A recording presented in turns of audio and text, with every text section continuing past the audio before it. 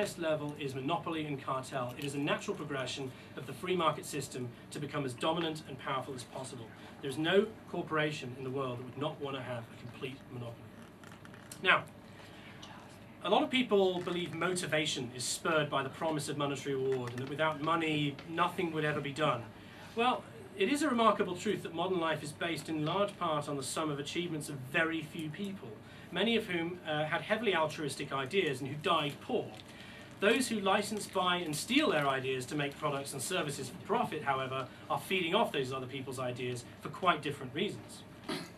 Nikola Tesla, who was the inventor of wireless technology and one of the inventors of radio. I say one of because there was actually a large debate as to who exactly produced it first. Broadly speaking, Marconi, Tesla and a few other people developed the technology at the time. We have Tesla to thank for the alternating current, which powers the world. It's incredible he's forgotten. He is the reason this room is even usable today. And Tesla was not doing it for the money.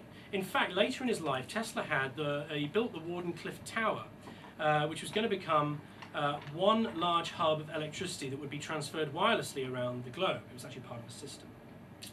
JP Morgan, our good friend, the richest and most powerful man of that time, was the financier of the Tesla broadcasting system, as it was called. The tower was designed as a world communications center, and Tesla added to the project in that the tower would also be used for transmitting electrical energy without wires to the entire globe. Tesla wanted to saturate the globe with electricity as a dynamo so that everyone on the surface of the globe could obtain electrical light just by sticking wires into the ground, and an electric bulb would light up. Has anyone seen the Prestige? Yeah? That's not science fiction. Tesla managed to do that. The reason we don't see it now, JP Morgan heard about the Tesla project and he was asked, how can we get money? These are his exact words. How can we get money from the electricity which Tesla is supplying to every part of the world? After that, Morgan cut the funds and the tower was never finished. Tesla died of a heart failure, in 1943, alone in his room in the New Yorker hotel, broke. Not only was Tesla not motivated by money, he was actually hamstrung by it. And so are we, years later, still seeing sights like this. So, the next time you're wrestling with your cables behind your computer, or hear stories of power lines destroying houses, or large rolling blackouts because the power lines broke down, remember by which mechanism we were denied globally available wireless energy, all created by a man who simply wants to make a better world and who paid the price for it. Is Tesla 1 in a billion? Evidently not. British inventor Emily Cummins invented a solar-powered fridge for use in hot and arid countries in her potting shed. It doesn't require electricity, it's self-powering. These students invented self-powering biosensors that detect dangerous toxins. Bear that one in mind for later on, that's quite important. Some students in North Carolina invented a textile that blocks radiation, making it possible for astronauts to survive on the dangerous levels of radiation in space. It wasn't NASA that fixed that, some students in North Carolina. And an ignorant machine, this is my favourite one, given raw data, deduced Newtonian laws all by itself. We aren't all that far away from Deep Thought, the giant supercomputer in The Hitchhiker's Guide to the Galaxy, who is so powerful that when first switched on and started with "I think, therefore I am," it deduced the existence of income tax and rice pudding before they could turn it off again. All we need is unhampered scalability for the same thing. We've already created exactly what Adams was talking about. Or have a look at the correlation of successful patents filed as opposed to income inequality in our own lifetime. In countries where there is a smaller gap between the richest and poorest, the number of patents is much higher than those in which massive stratification, like the UK or the US, exists. Were we truly equal, truly able to access resources on a level playing field, our innovation would skyrocket tomorrow, based on the trends we're seeing even now. That line hasn't been drawn by me, by the way. That's a mathematical inference. It's not designed by Wilkinson and Pickett either. That's a byproduct of the statistics themselves. Imagine how many more Teslas there would be were we not hampered by merely the best education that we can just about afford, and an education system that isn't purely geared to conditioning us for the 9-to-5 wage slavery of a job that, on average, produces nothing of societal significance, and the exposure to low-grade media designed to make us buy rather than think.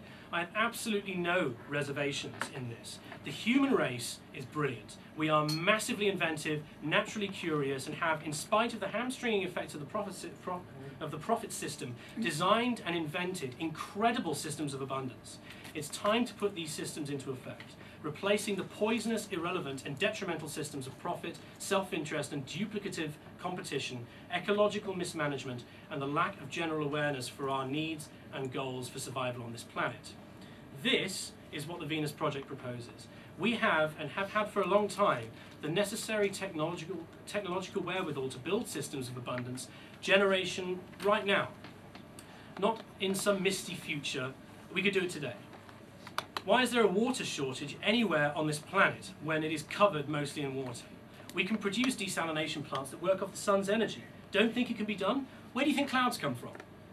Why? We haven't done it systematically because there's no money in solving a problem and producing abundance so massive that it doesn't require money. Think of Tesla. Like Tesla's vision of free energy for all, the only reason it doesn't exist today is because scarcity equals profit by our present logic. So, what do we do to get from here to there? What is proposed and how do we do it? Here are the fundamental concepts and strategies towards solving these issues as we see as direly pressing in our world. It's called a resource-based economy. First off, we move from a growth economy to a steady-state economy. We do not have the resources or the environmental freedom to keep using, consuming, wasting, and poisoning our resource pool.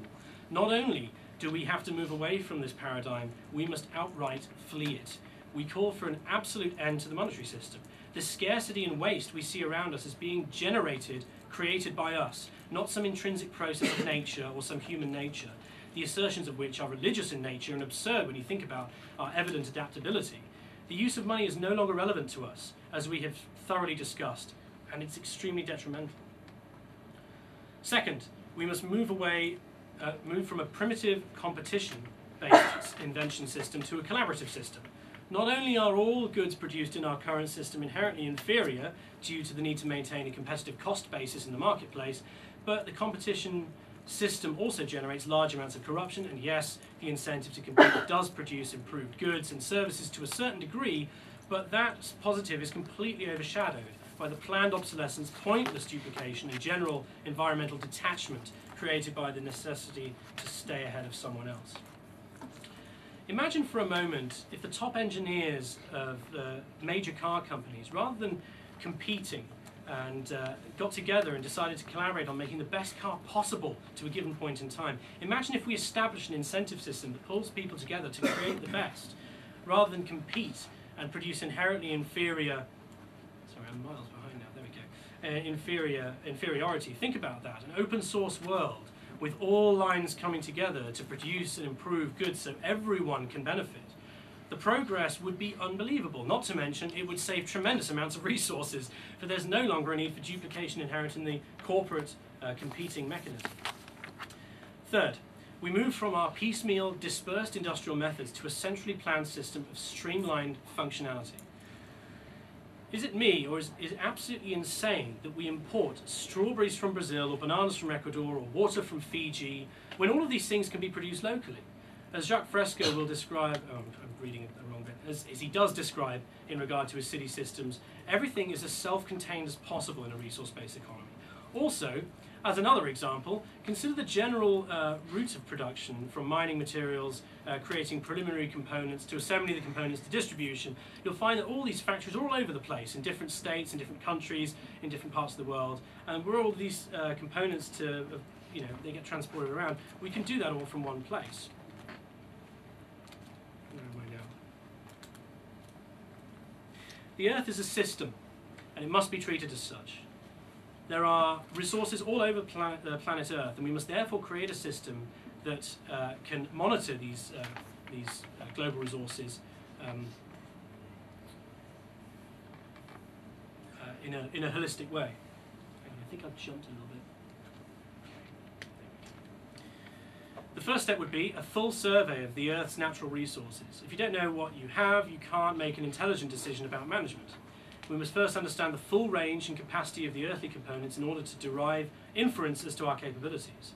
There are many natural resources to be considered on planet Earth, but for the sake of quickly showing the train of thought, let's just consider energy.